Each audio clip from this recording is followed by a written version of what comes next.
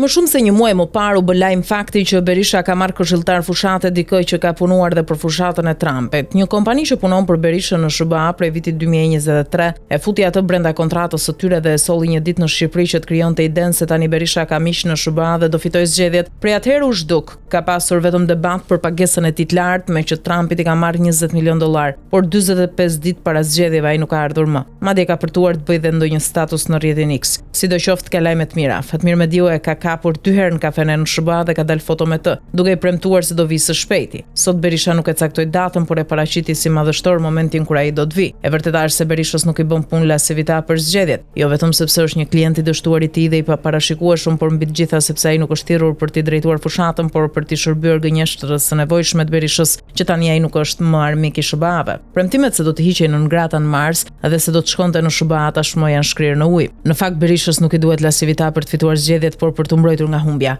Gjithë përpjekjet e Berishës janë në drejtimin se si do justifikojë humbjen e 11 majit. Ka filluar qysh tani të akuzojë të gjithë kriminalët që janë në burgje se do t'i vjedhin votat në terren. Po ashtu ka nisur të bëjë premtime që do t'i kishte Zilie dhe Rapush Xhaferi, ku premton që të gjithë do punojnë pa taksa edhe të gjithëve do të rriten rrogat, por e vetmja shpresë reale e Berishës pas 11 majit mbetet lasivita. Me lasivita Berisha nuk ka ndërmend gënjej socialistët se ata janë të qartë për 11 majin. Lasivita i duhet për 12 majin për të gënjur demokratët se ai gjëja do të denoncojë humbjen, do thotë se u vodhën votat, se Rama nuk do ta gëzojë pushtetin e kështu me radhë, siç ka bërë rregullisht këto 33 vite, por këtë radhë do ta bëjmë me një aktor amerikan, për kaq i duhet dhe për kaq është gati ta paguajë sa të dojë, me qëllim që partia të mbetet atij pas 11 majit dhe spirale e humbjeve të opozitës të thellohet derisa të shuhet bashkë me Berishën. Ndaj mos e torturoni me pyetjen kur do vi lasivita. Të vi kur të doj, kur të ketë kohë. Nuk i duhet për të fituar zgjedhjet, por për të mbrojtur humbjen. Nuk i duhet para 11 majit, por pas 11 majit. Nuk i duhet për të mundur Edi Ramën, por për të sajuar një alibi që t'ia prish fitoren.